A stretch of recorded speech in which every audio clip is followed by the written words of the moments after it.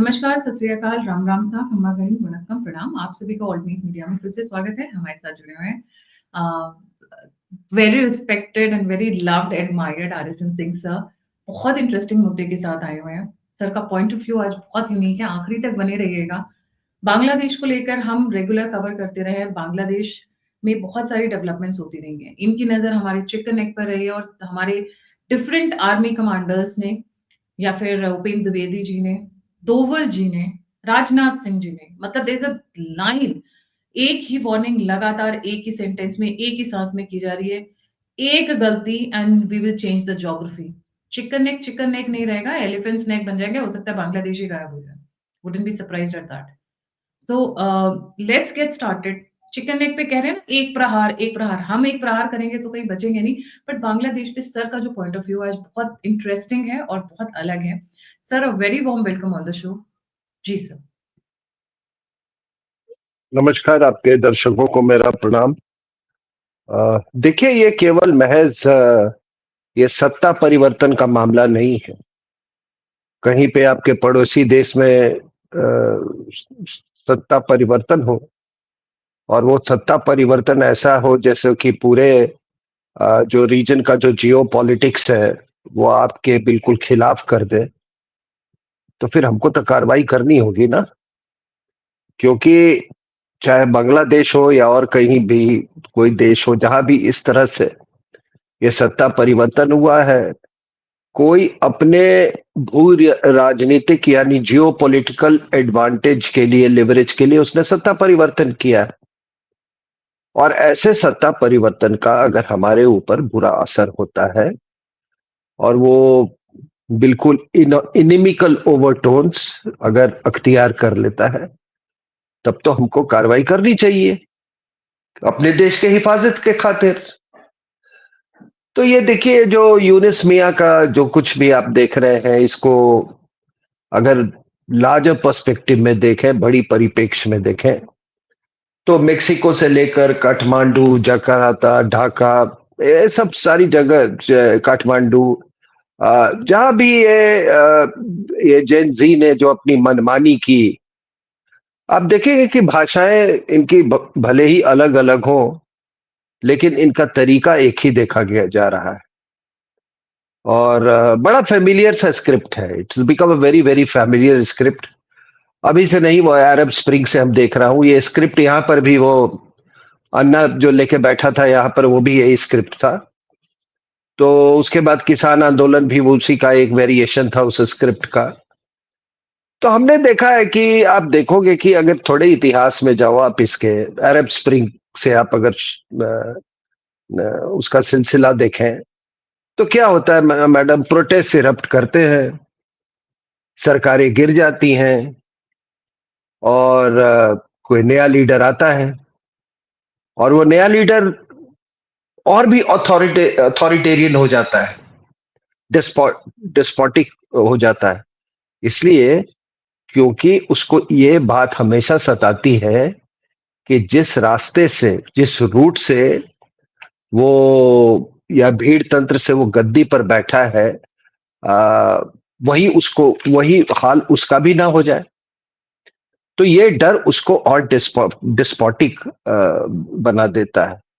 तो ऐसे मूवमेंट्स हमने देखा है बड़े शॉर्ट लिव्ड होते हैं, क्योंकि इनका कोई लीडर नहीं होता, कोई स्ट्रक्चर नहीं होता। अरब स्प्रिंग के साथ भी यही हुआ। पहले भी होते थे मूवमेंट्स, लेकिन उनका जो आउटकम होता था वो लॉन्ग टर्म होता था, क्योंकि उनमें कोई स्ट्रक्चर होता था, कोई लीडर होता था। तो आप देखिए, ये जो यूनिस ने जो पावर यूसर्प किया, तो हमको तो अंदाजा तो था कि ये जुडिशरी को वेपनाइज करेगा। और ये पावर क्या था? इट वाज अ कू। ये एक कू था। और जिससे जिसको हटाकर उसने गद्दी संभाली थी, उससे तो डर हमेशा बना ही रहेगा। आयरनी देखिए कि हसीना ने ही 2012 में ये इंटरनेशनल क्राइम्स ट्राइब्यूनल जो है उसको स्थापित किया। और इसका एक सिंगल मैंडेट था। वो था कि ये जितने आपके 1971 लिबरेशन वॉर में जो लोगों ने जो वॉर क्राइम्स के दोषी थे उनको उनकी जांच, उनका ट्रायल चले, सिर्फ वहीं वहीं तक लिमिट था। और आपने देखा कि किस तरह से यूनिस मियां ने इसको मर्डर का वेपन बना दिया। He has used the same international crimes tribunal to murder Sheikh Hasina. और अब उसको आप कोई जुडिशियल जामा पहनाने की कोशिश करें, लेकिन है तो वस्तुतः यह एक मर्डर ही है, का ऐलान है एक तरह से। तो इस इलेजिटिमेट रूलर यानी कि यूनुस मियां ने क्या किया, इसने सारे जजेस बदल दिए इंटरनेशनल क्राइम्स ट्राइब्यूनल के, और ऐसे जजेस को अपॉइंट किया है जो जमायते इस्लामी जैसे टेररिस्ट ऑर्गेनाइजेशन से जिसकी नजदीकियां हो। चीफ प्रोसिक्यूटर किसको बनाया? तो एक मोहम्मद तजुल इस्लाम, जो कि इसी कोर्ट में international crimes international criminal court में जो कि जो मेन डिफेंडर था इनका जमायते इस्लामी का, वो अभी इनका प्रोसिक्यूटर बन गया है। अब आप देखिए कि ये जो ये इंटरनेशनल क्राइम्स ट्राइब्यूनल जो है, वो यूनिस ने इसको एक तरह से आप देखें तो एक कंगारू कोर्ट की तरह इसको इस्तेमाल कर रहा है। और अब ऐसे कोर्ट से, ये तो फॉरगोन था ना, फोर टोल्ड कंक्लूजन था।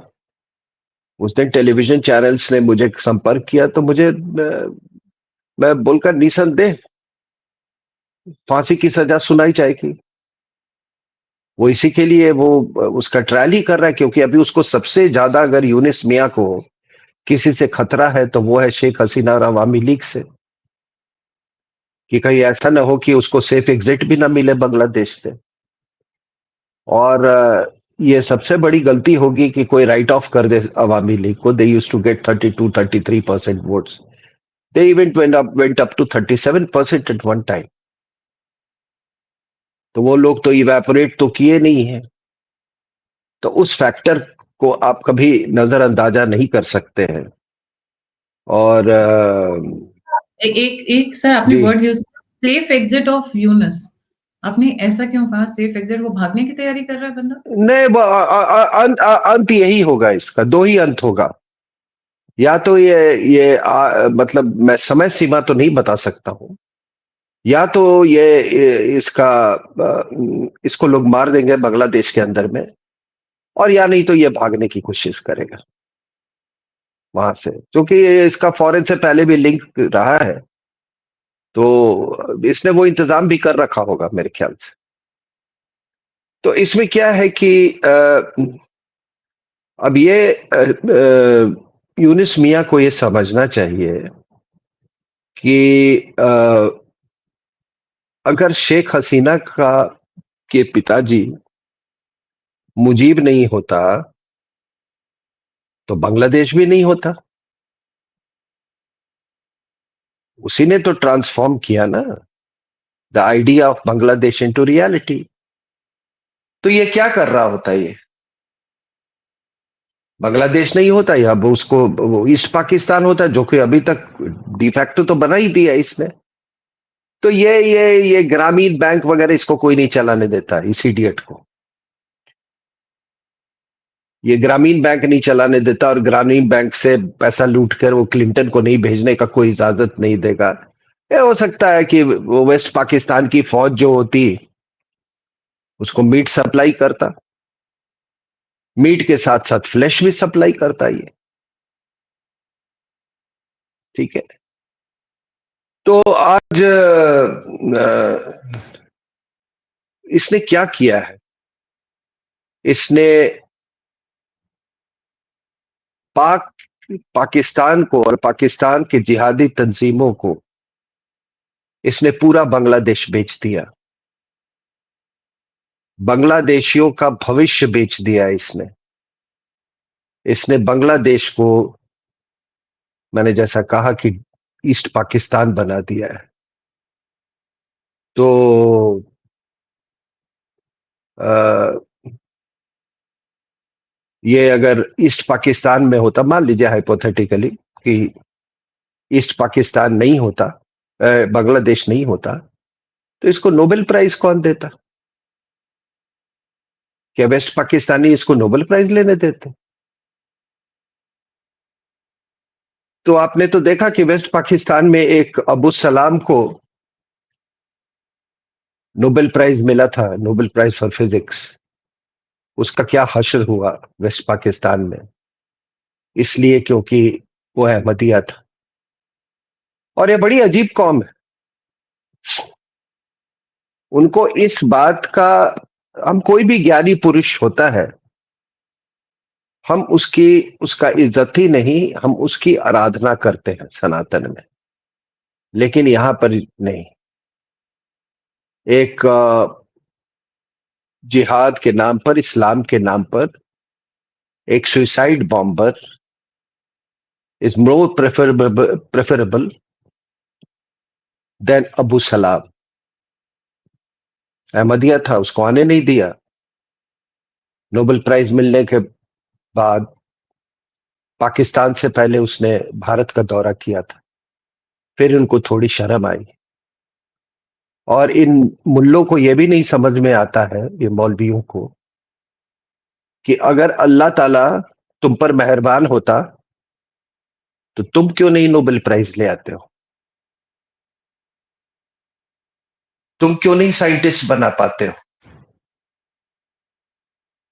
तुम तो टेक्नोलॉजिस्ट बनाते हो। There is a difference between scientist and technologist. Sir उनके यहाँ तो एक पढ़ना हराम साइंटिस्ट है। जो होते, अभी तो कुछ दिन पहले मैं मुल्लों वही की कह वो रहा हूं, मुल्लों की वीडियोस चल रही जहाँ पे बोले पढ़ाई मना किया है अल्लाह ताला ने, किताबें नहीं हाथ लगाने, और साइंस तो बिल्कुल नहीं हाँ तो पढ़ना। आप सोच लो। हाँ लेकिन सेल फोन पे बात करनी है, लेकिन सेल फोन पे बात करना है। काफिरों को बनाया हुआ AK-47 इस्तेमाल करना है ना?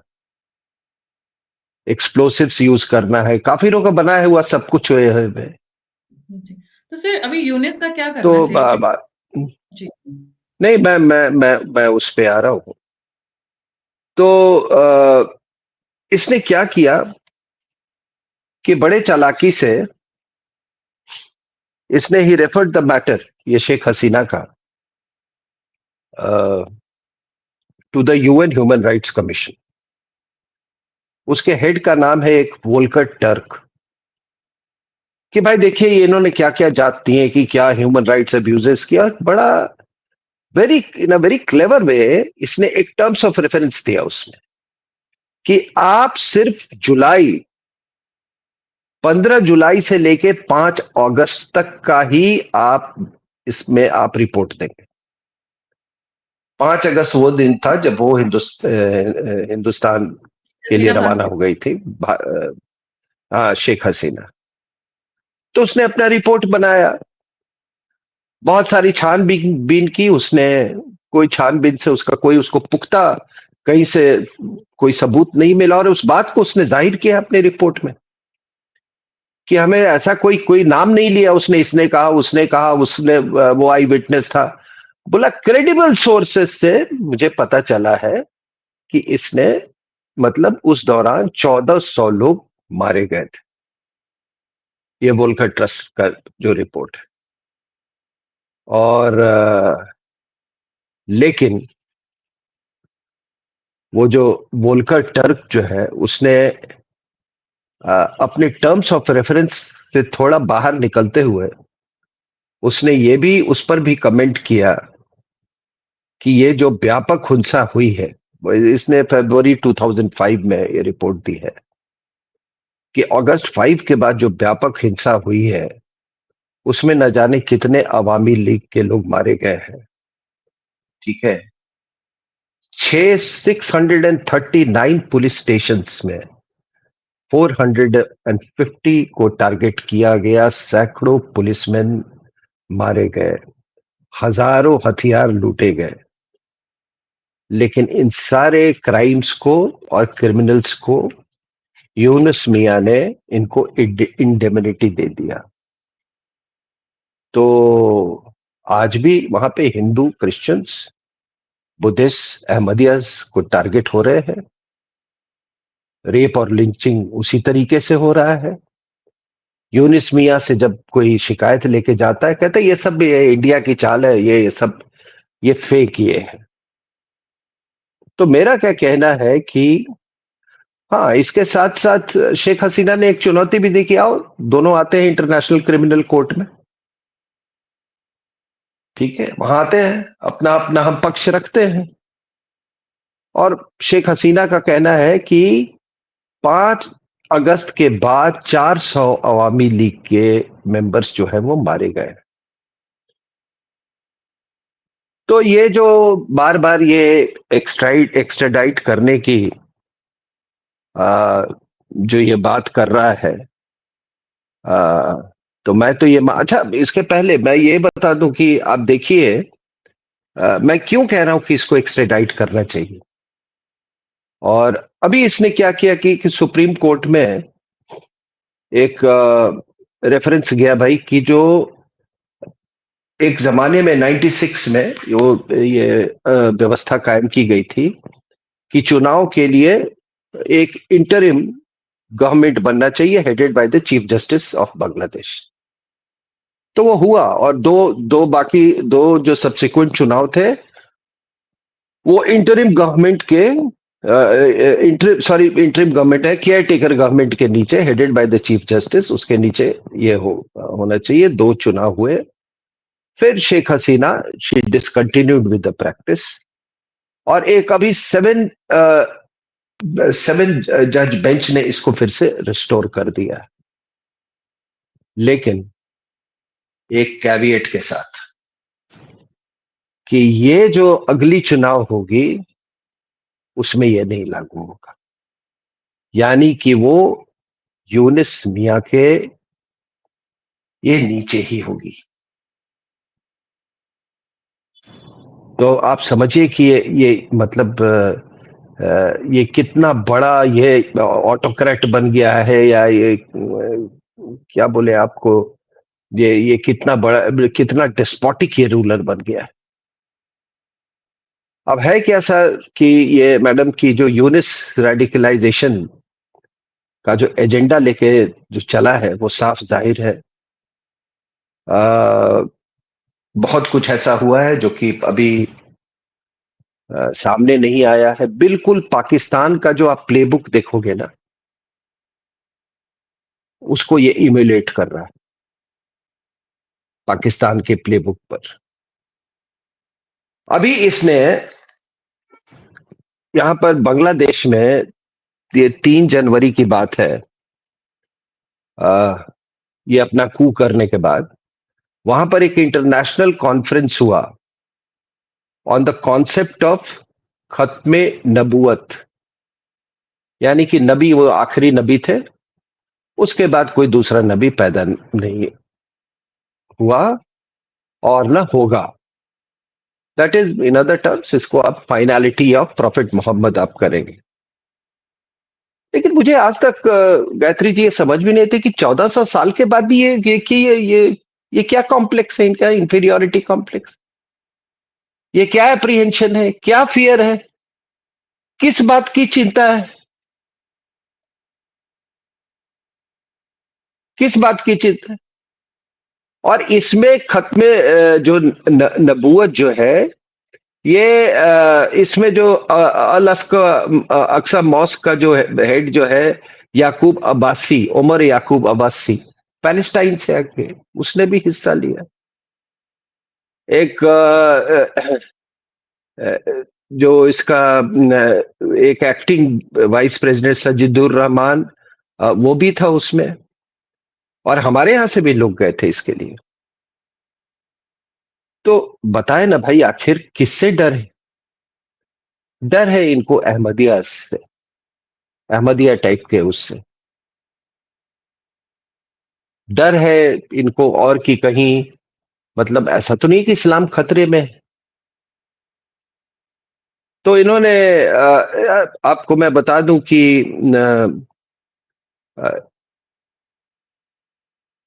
जो पाकिस्तान जो ये जो मुल्ला है, नो, जो अ, जो मुल्ला कम्युनिटी ऑफ पाकिस्तान का, हाउ इट बिकेम पावरफुल, ये पावरफुल हुए 1953 में, जब पाकिस्तान में एंटी अहमदिया राइट्स हुए थे। और कौन इसको हेड कर, मतलब कौन इसके पीछे था, तो ये सारे देवबंदी थे। देवबंद का जो मुख्य सेंटर है, केंद्र है, वो कहाँ है, वो इंडिया में। तो वहां Jamaat-e Islami, it owns it has linkages with Deoband, उसी का प्रोटेजी। तो अब क्या है कि आई कैन क्लियरली सी कि ये पाकिस्तान के रास्ते पे रेडिकलाइजेशन हो रहा है वहां पर। और उसमें I will not be surprise कि अगर इसी दिशा में ये रहे, पर रहे, तत्पर रहे, तो बांग्लादेश में शरीयत कानून को लाने की एक बहुत बड़ी डिमांड हुई है, एक बहुत बड़ा मुहिम चलेगा। 15 नवंबर 2025 को फिदाए मिल्लत एक कॉन्फ्रेंस हुआ, जिसमें कौन था, मौलाना फजलुर रहमान, जमायत उलेमा इस्लामी पाकिस्तान, मौलाना मदनी भारत की तरफ से, जमायत उलेमा इस्लामी इंडिया, और representative from other, from Pakistan, Europe, जिसमें टर्की भी शामिल था, और नेपाल। और सब ने मिलकर ये कहा कि इन अहमदिया मुस्लिम्स को, इसको, इनका, इनको इस्लामी उससे निकाल दिया जाए, इनको इस्लामिक कम्युनिटी अहमद से। अहमदिया के ओरिजिन को लेके जी। बहुत इंटरेस्टिंग स्टोरीज। कहा जाता है ये गुजरात से इनकी कम्युनिटी है। वहां पे पहले विष्णु जी की पूजा होती थी, then this man Ahmadiyya he came into picture. And जितने भी वैष्णवाइट्स थे गुजरात में, उन्होंने उन्होंने वैष्णवाइट्स को ये बोलकर कि मोहम्मद इज अ री इनकारनेशन ऑफ विष्णु भगवान। उन्होंने इसीलिए अगर आप उनके सर जो उनके पूजा पाठ की पद्धति देखेंगे, आधी हिंदू है और आधी इस्लाम की है। घोड़े की नाल लगाना, सैटरडे को दिया जलाना, बहुत सारी उनकी, क्योंकि one of my neighbours was a Ahmadiyya at one point of time here in Africa. We got to know, I mean this was told to me by them only, and that is why शायद वो उनको इस्लाम में consider नहीं करते हैं। जी। नहीं, वो एक एक एक करेंट था। I won't say it was an opposite, this current was contesting Islam. और इसका कादियानी इनको कहा जाता है। It started from Punjab, actually Punjab में इनका हेडक्वार्टर अहमदियास का। और आप बहुत सरप्राइज होंगे कि अभी तक जितने ब्रिलियंट लोग हुए हैं ना पाकिस्तान में, वो सब अहमदिया हुए। अबू सलाम का मैंने नाम लिया, सर जफरुल्लाह खान, जो कि first foreign minister of Pakistan, was a genius. He was the most brilliant foreign ministers, in the that you can find. कई ऐसे एग्जाम्पल्स हैं। तो ये सोचने वाली बात है, लेकिन मैंने कहा ना कि इनको सुइसाइड बॉम्बर्स को ये प्रेफर करेंगे इनके बजाय। आपने कभी सोचा है कि एपीजे कलाम को ये क्यों इतना नफरत करते थे? क्योंकि वो साइंटिस्ट था, वो वो टेक्नोलॉजिस्ट नहीं था इन डॉक्टरों की तरह। मैं आपको जो कह रहा था, there is a difference between a scientist and a technologist. एक इंजीनियर, एक डॉक्टर, उसका बहुत नैरो विजन होता है लाइफ में, ठीक है।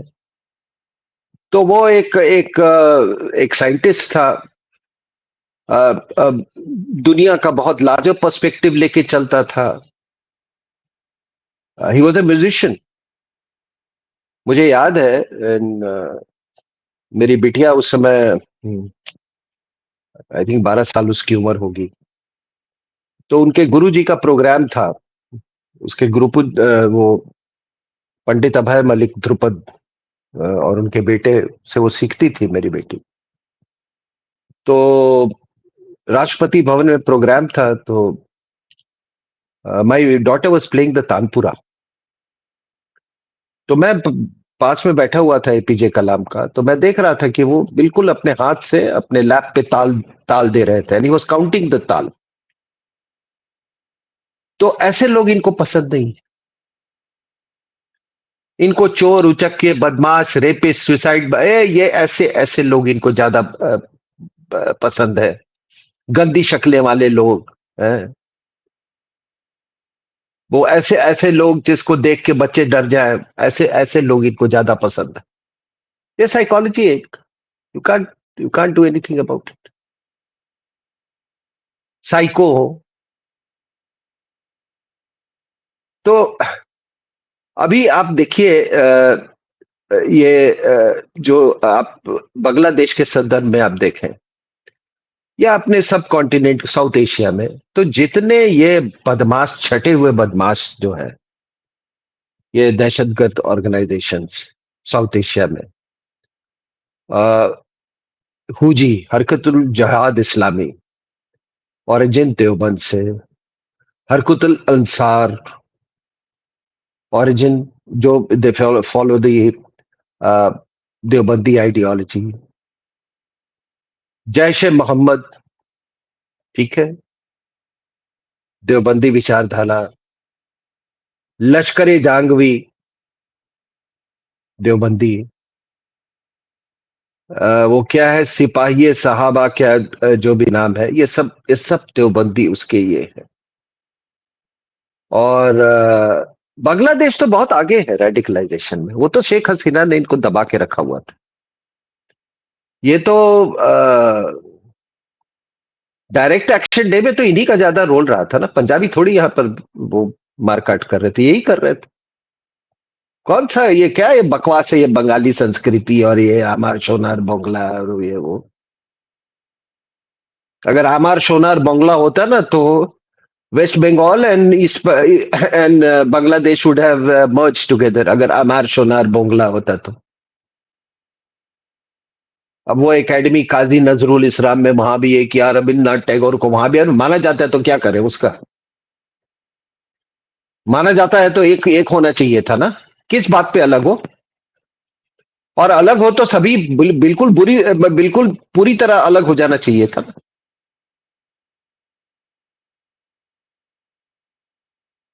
दैट इज वाई आई से कि लोग कहते हैं कि पोलराइजेशन पोलराइजेशन सबसे अच्छी चीज है, because you know who stands where.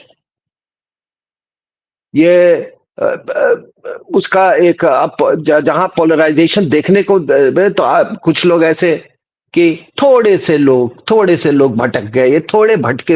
अबे यार, थोड़े से भटके हुए लोगों ने आपकी मतलब आपको इस तरह से मारा काटा, आपके मतलब वो तैमूरलैन ने आपकी हड्डियों का पहाड़ बना दिया, आपकी मंदिरें तोड़ी थोड़े से लोगों ने, आपके थोड़े से लोगों ने नरसंहार किया मोपला ने, आपके थोड़े से लोगों ने डायरेक्ट एक्शन डे कर दिया, थोड़े से लोगों ने पाकिस्तान बना दिया, थोड़े से लोगों ने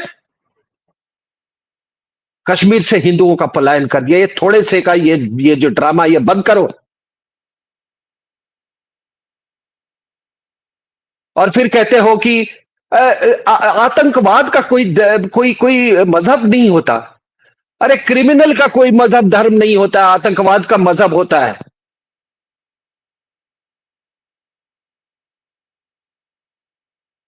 तो आप देखिए कि अ, जो यूनिस मियां, क्या केवल यह सत्ता परिवर्तन तक ये सीमित है हमारे संदर्भ में। मैडम, हमारे नेबरहुड फर्स्ट पॉलिसी का क्या होगा। शेख हसीना के टाइम में it was rooted in Bangladesh. What happens to that. जो बिम्स्टेक है, ठीक है, bay of Bengal, multi sector technical and economic cooperation का जो ये एक ऑल्टरनेटिव था सार्क सार्क का। बड़ी पोटेंशियल है बिम्स्टेक में, बहुत strategic geopolitical economic potential. What happens to that? उसके बाद ये जो इसने एंटी इंडिया जो पोस्चर किया है, लिया है, चिकन नेक पे देखिए, इसकी जरूरत देखिए, इस घटिया मियाँ का, ये सॉरी इसका यूनुस मियाँ का। तू तो ग्रामीण बैंक चलाता था ना, तो तेरे को ये स्ट्रेटजी और जियो पॉलिटिक्स क्या है कि चिकन नेक और नॉर्थ ईस्ट जो है वो लैंडलॉक कंट्री है। अरे कैसे लैंडलॉक्ड है? सर वो और ग्रामीण अगर लैंड बैंक इतना ही तुम, फॉर्जरी था। जी मतलब 2 रुपए वही मैं देकर कह रहा उससे हूं। 20 रुपए वसूलना, वो भी एक बहुत बड़ी फॉर्जरी थी। वो तो हमारी इग्नू की बुक्स के अंदर ये दिया हुआ है, अगर लोग उठाकर पढ़ेंगे। बिकॉज मैं एक बार सर्च कर रही थी इनकी बुक्स के ऊपर में, सॉरी इनके ग्रामीण बैंक के ऊपर में, लोगों का खून चूसा है उधारी दे देकर। और ये तो Bill and Melinda Gates foundation, इन लोगों ने उसको मतलब पैकेजिंग बड़ी अच्छी कर दी। ग्रामीण बैंक उठा के डिटेल हम्म। उठा के देखो, जिस जिस एरिया में इस बंदे ने वो काम किया है, वहां पर गरीब और गरीब हो गया है, मिडिल क्लास गरीबी में पहुंच गया है। जी। तो क्या है मैडम कि ये ना, ये अगर बांग्लादेश का आप पॉलिटिक्स देखे ना, तो वो बिल्कुल ये मतलब जो एक एक मुसलमान देश में जो होना चाहिए ना, वो बिल्कुल उसका मिरर इमेज। पूरे मुस्लिम वर्ल्ड में यही होता है। ये लेजिटिमाइजेशन और डीलेजिटिमाइजेशन का जो ये साइकिल जो है वो चलता रहता है। और अभी इसने शेख हसीना को डीलेजिटिमाइज कर दिया, फिर इसको कोई डीलेजिटिमाइज कर देगा। लेकिन इस बार थोड़ा मामला दूसरा है। मामला इसलिए दूसरा है कि आ, द आइडिया ऑफ बांग्लादेश की कहानी जो है, जो नैरेटिव है द आइडिया ऑफ बांग्लादेश, उसको आप शेख हसीना से अलग नहीं कर सकते। That is why I am saying it is a tectonic movement moment. इसलिए नहीं उसको अलग कर सकते हैं क्योंकि वो शेख मुजीब की बेटी है, और Sheikh Mujib was the father of the idea of Bangladesh. 25 साल तो पहले ये तो सबसे आगे थे पाकिस्तान बनवाने में। He was the man. तो ये आइडिया ऑफ बांग्लादेश, शेख हसीना को, ये यूनिस मियां ये इस बात को समझ नहीं पा रहे हैं कि आप उसको अलग नहीं कर सकते। जो अवामी लीग जो है वो एक बांग्लादेश के पॉलिटिक्स का एक सेंट्रल पिलर रहा है। उस सेंट्रल पिलर को अगर आप ध्वस्त नहीं कर सकते हैं, और याद रखिएगा कि जब ये पिलर तोड़ेंगे और जो आपने अभी उसको ध्वस्त करने की कोशिश की है, तो वो वैक्यूम जो होगा, उस वैक्यूम में सारे चोर बदमाश चंडाल, ठीक है ना, रेपिस्ट, ये सारे के सारे उस वैक्यूम को अभी फिल कर रहे हैं। और इसका असर हिंदुस्तान पे, जो ये नैरेटिव है इसका हिंदुस्तान पे डायरेक्ट असर पड़ेगा इसका। और है क्या मैडम कि ना, ये ड्रामा हमने बहुत देखा है। आ, मतलब जब पर्च होता है ना किसी पे, आपने जैसे अभी नेपाल में हुआ, यहाँ पे ये कर रहा है, तो मतलब सब साफ कर दिया, तो न्यू नेपाल, न्यू बांग्लादेश, है। लेकिन याद रहे कि जब ये पर्ज होता है तो आप भी किसी के, you have inflicted several deep wounds. आप लोगों के घाव घाव करके आप ये नया नेपाल नया बांग्लादेश की बात करते हैं। तो इसीलिए ये शॉर्ट लिव्ड होते हैं कि किसी भी कंट्री में एक रहने के लिए भाई आपका the system should be predictable, predictable procedures, credible institutions. और above all feeling of national belonging. तो नेशनल ऑफ बिलोंगिंग मैं आपको कह रहा हूं, मैंने इनको बड़े नजदीक से देखा है। बांग्लादेश में कोई पैट्रियोटिज्म नाम की चीज नहीं है उनके पास। दे आर टॉर्न कि है कौन हम। बोलते हैं बंगला, कहते हैं मुसलमान, अरब में जाते हैं तो गाली देता है वो अरब जो है। तो कोई सेंस ऑफ नेशन क्या है कुछ पता ही नहीं है। आमर शोनार मुन्ना कहाँ चला गया कुछ पता ही नहीं है। And all through there was a very strong, I mean, the Pakistan within Bangladesh has always been very strong like in India. तो हमारे यहाँ भी ये अंदर का जो हमारे यहाँ पाकिस्तान है वो भी कोई अलग नहीं है, इनको भी यही क्राइसिस है, इसका ये है। तो मेरा यही आखिरी में कहना है कि इसने जो जो काम किए हैं, अब आप सोचिए एक हेड ऑफ, एक joint chairman, joint chief of staff को आप एक कॉफी टेबल बुक दे रहे हैं और उसमें आप भारत का नक्शा जो है उसको म्यूटिलेट करके दिखा रहे हो आप। जी सर, आप ऑफ द रिकॉर्ड बोल रहे थे there are means and ways for extradition of Yunus to India. नहीं, मैं वही कह रहा हूं। तो जहां तक ये इट इज, मैं मतलब केवल ये सत्ता परिवर्तन का मामला नहीं है। He is been waging war against India by, not by direct means but by indirect means. He has become a proxy tool at the hands of the enemies of India. So he, वो India का enemy है, तो हम इस आदमी से क्यों deal करें जब ये इलेजिटिमेट है, इसने पावर यूसर्प किया है, इसने कू किया है, तो हम इसके साथ डील क्यों करें। और जहां तक एक्सट्रेडिशन का सवाल है शेख हसीना का, तो हम क्या तुमको हम एक्सट्रेडाइट कर दे तुम्हारे जैसे क्या इसको बोले एडजेक्टिव कि तुम उनको फांसी लटका दो। सर इनका भी तो एक्स्ट्राडिशन और हो सकता है। और एक मिनट, एक और हम भेजेंगे शेख हसीना को, हम वापस भेजने का रास्ता हमें साफ करना चाहिए। और वो रास्ता तभी साफ होगा जब यूनिस मियां को वहां से उठा के रस्से से बांध के, या अल्टीमेटम जो भी है, ये जो वहां मुल्ले और ये जो इस्लामिक छात्र संघ है, यूनिस को लौटाओ, नहीं तो एक ऑपरेशन करो, इसको उठा के ले आओ यहां पे और इसको फांसी की सजा दो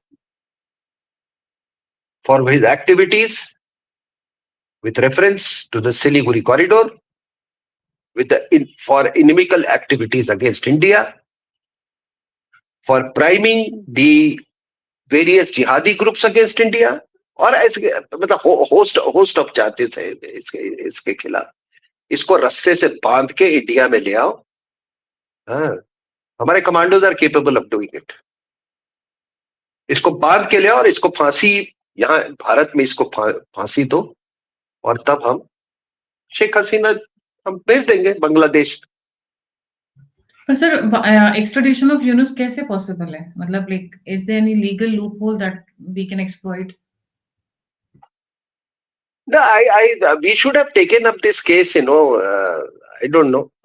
हो सकता है जो हमारा डिप्लोमेटिक एस्टेब्लिशमेंट है उनका सोचने का तरीका, हम लोग तो क्या है मैडम, हम लोग तो एक आम हिंदुस्तानी की तरह सोचते हैं ना।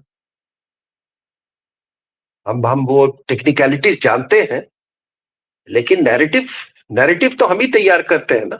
हम और आप नैरेटिव तैयार करते हैं, तो हम तो यही कहेंगे कि भाई ऐसे जो ये इसको बंद करो, ये दुनिया भर में जो ये आप डीलेजिटिमाइज कर रहे हो। देखो यूक्रेन में आपने वो यकोनोविच को आपने हटाया और उसके बाद से यूक्रेन कभी संभला ही नहीं।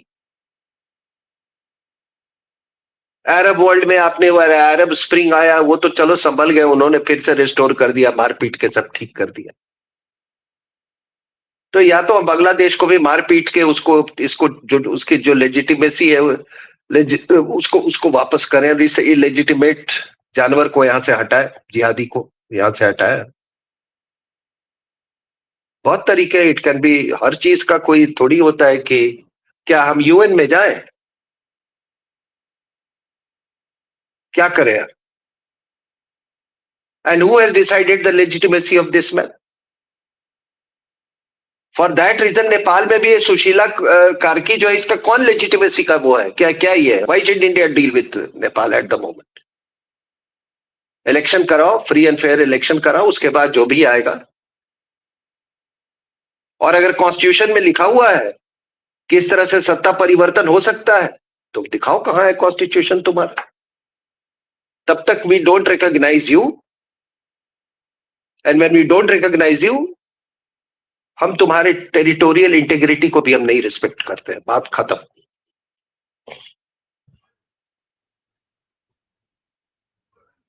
बिकॉज आप तो सब कुछ कर रहे हो ना, आप एक ही लेजिटिमेट हो, फिर आप इंडिया के टेरिटोरियल जो टेरिटोरियल आर्किटेक्चर है उसको आप निशाना बना रहे हो।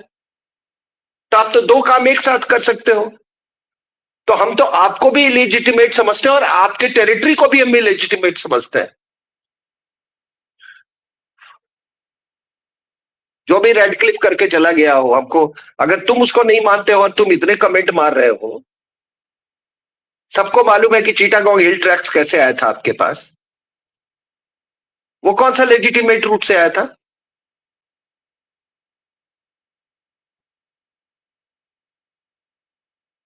तो इसको बांग्लादेशियों से डिमांड करना कि इसको उठा के ले आओ यहाँ इंडिया में,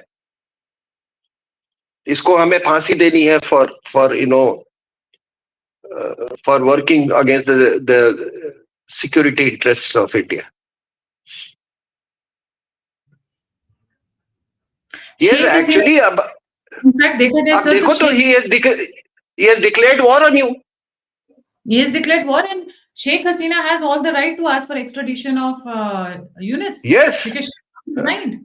Legally, she can ask for extradition of She Yunus. is the de facto prime minister of Nepal, who has been Bangladesh, sir. ousted by a coup. हमारे हिसाब से हमको ये स्टैंड लेना चाहिए कि she is the prime minister of Bangladesh, और हमारे वॉर क्रिमिनल को यहां से ये उनको हुक्म पास करनी चाहिए कि इसको वापस करो इंडिया को।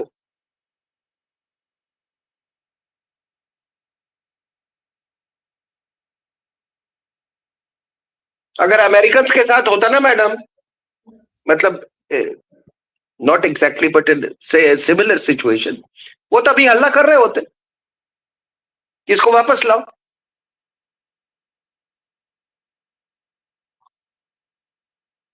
बहुत से लोग जो ये मानते हैं, और मैं भी मानता हूं, कि नेताजी सुभाष चंद्र बोस ही गुमनामी बाबा थे। तो लोग पूछते हैं कि नहीं नहीं वो ऐसे थे ही नहीं, वो कि छुप कर रखे। अरे यार समझा करो, उस समय इनका इतना बोलबाला था ना, ये ब्रिटिश का, और देव यही चलाते थे दुनिया, यही यूएन चलाते थे। ये आपके नाक में दम कर देते कि ये वॉर क्रिमिनल है हमारा, हम आपके साथ नहीं करेंगे, खाने को आपको गेहूं नहीं देंगे, ये नहीं देंगे, इनको वापस करो।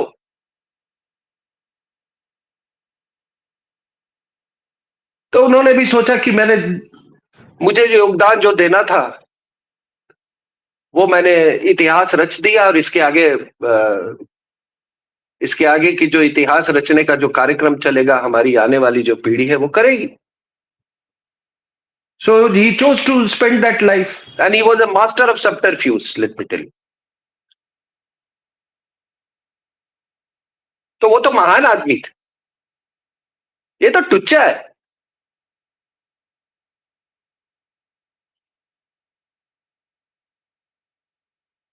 जी, बिल्कुल सही। Thank you so much, sir. Would you like to add anything more? नहीं, थैंक्स a lot.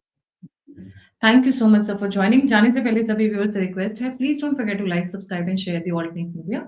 अगर आप कंट्रीब्यूट, डोनेट, सपोर्ट करना चाहते हैं तो नंबर और यूपीआई स्क्रीन के ऊपर है। आप फीडबैक देना चाहते हैं, मुझसे जुड़ना चाहते हैं आरएसएन सिंह सर से कोई शो रिक्वेस्ट करना चाहते हैं तो सभी के सभी लिंक्स डिस्क्रिप्शन बॉक्स में। इसी के साथ जय हिंद, जय श्री राम, हर हर महादेव।